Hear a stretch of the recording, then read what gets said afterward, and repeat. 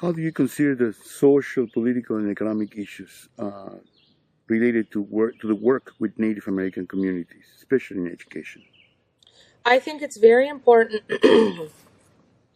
that the education community understand, or the academic community, that when you talk about social, political, community, cultural, those are all different things when you are in an indigenous context.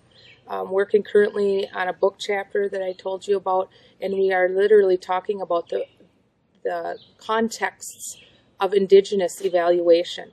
And we have a social cultural context is one, we have a political context is another one, and then we have a community context. In a very practical, concrete way, what that means is when you go and work with indigenous communities, the political context are any elected officials. One should not assume because they are an elected official that they speak for the whole tribe. Because how an elected official, unless they're traditional, and traditional means knowing your language, knowing your culture, going to ceremonies daily. This morning when I got up, I did my sunrise ceremony. I took put my tobacco down and I smudged. I use my language every day, as you just heard when I did my opening. Okay, so the social and cultural contexts are more for the traditional people, the elders and the teachers, right? The political context is for your elected officials.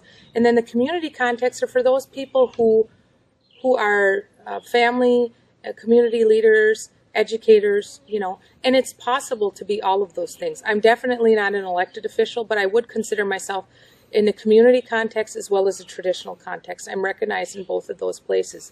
So when you talk about social, political, cultural, just know that when we go in as educators, we are not monolithic even within our community. Man versus woman has a different answer. Elected official versus an elder has different meaning. So if you want robust programming, development, policies, research, evaluation data, then you must talk to the different types of people. Age matters, clan matters.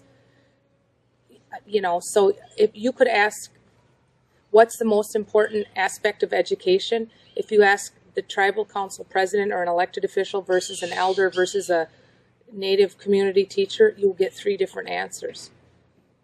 So I hope that it kind of contextualizes the great variation that exists within the communities. So when I go in as an educator or as a researcher, I definitely, all of those things are considered in the design and in the process of the work that I'm conducting.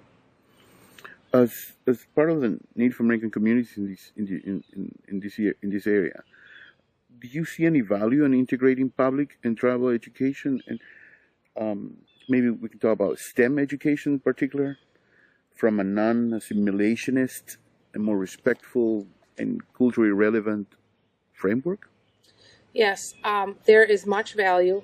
I'm going to first speak to more of the legal, political, and then I will get into the more of the cultural and non-assimilationist. So from a legal and political perspective, it moves beyond value. There is a political and a legal responsibility to be inclusive of the 11 tribes in the state of Wisconsin for any work that you do. Federal government calls it tribal consultation. Unfortunately, under education in the state of Wisconsin, because the state Department of Education, the state superintendent of education is an elected position. Because it is not a cabinet position, it is not required to have consultation with Indian tribes. So whether the state superintendent, this one or past, decide they want to talk to Indians about tribal ed in the public schools, it's really up to them. There's no accountability. So what I argue about in my research is we need a multi-jurisdictional approach to education. That word is borrowed from justice. Now, if you look at justice or health, those disciplines have way more formal structures and systemic structures to the work that they do. It amazes me that social science and education do not. So my research talks about if you lay out a policy map, you have the federal education office, state education offices, LEAs, local education agencies, but there's no TEAs, tribal education agencies. That bubble needs to be there every time.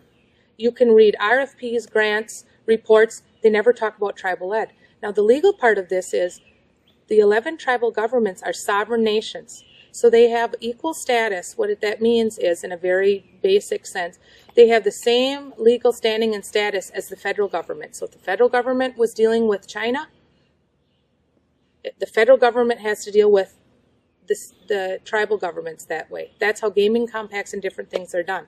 At the local level, the least the state should be doing is that, you know, and more than just the one Title VII grant meeting per year.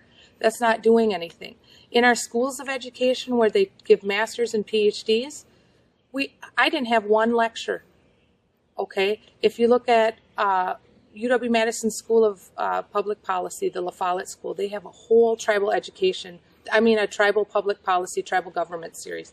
So in that sense, we really need to have some formal we need to have the education and academic community really dig deep into some serious resource commitment and care about developing curriculum, resources, policy, multi-jurisdictional agreements to truly understand. Otherwise, we're going to be having the same educational outcomes. Another reason I think it's of value is because almost 90% of our kids, and I've looked at data over the last 15, 20 years, go to public schools. Most of our children go to public K-12 schools, and they go to public colleges and universities. So it is critically important. Now, people might say, oh, well, the state population is only 9% Native American. But if you literally count the number of heads, we have almost 40,000 children in our public schools. 40,000 children should matter. We have the highest dropout rates, highest suicide rates, the lowest educational attainment rates, the lowest, we represent, I guess, the highest in the armed forces, but in terms of professional careers and STEM in particular, we're very, very underrepresented. And in my lifetime, I have a vision. I want to change these numbers. And so now if you move into the next phase, which is more in regards to STEM, why is it of value? I've worked on many projects with NASA, National Science Foundation, Jet Propulsion Laboratory, with like these hardcore scientists that put things into the, they take payloads to outer space and they come back. It's great to have this high, I call it high scientific, hardcore scientific knowledge, but you have to be able to bring that down to the basic level because you have to hook in, right, to the child's learning and interest so that they can move it forward. Some of the projects that I've worked on in the past with the University of Wisconsin-Madison, like POSOH, or with the University of Minnesota, and Jillian Roehrig over there, they are putting together curriculum that incorporates Indigenous and Western science in a seamless way. So I'll give you an example from one of my projects out west in California. We worked on a National Science Foundation and W.K. Kellogg Foundation project that worked with NASA scientists who took payloads out into space or that looked at constellations in the galaxy, and they would come back to the high school students and work with them. But side by side, then the elders would be, and they would have the NASA scientists lay in the teepees and look out the hole in the teepee and talk about the teachings. They could talk about weather patterns. They could talk about growing. And it was beautiful to see because the elders had a very calm sense about them. And it was funny because the white lab coat guys from NASA were like, they couldn't believe how much, whether it was ethnobotany, and I'm sorry I'm not as versed as some biologists, chemists, or hard science type scientists with the words, but they were just amazed at how much knowledge, natural knowledge, Native Americans had and carried, and just to be able to bridge that was a beautiful thing. Now, why does it a value for education and for STEM?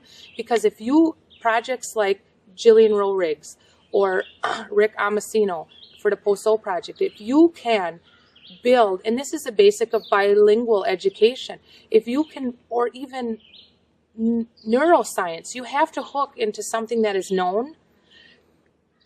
first, so you can teach, and those dendrites and brain synapses can be taught something new to the kids.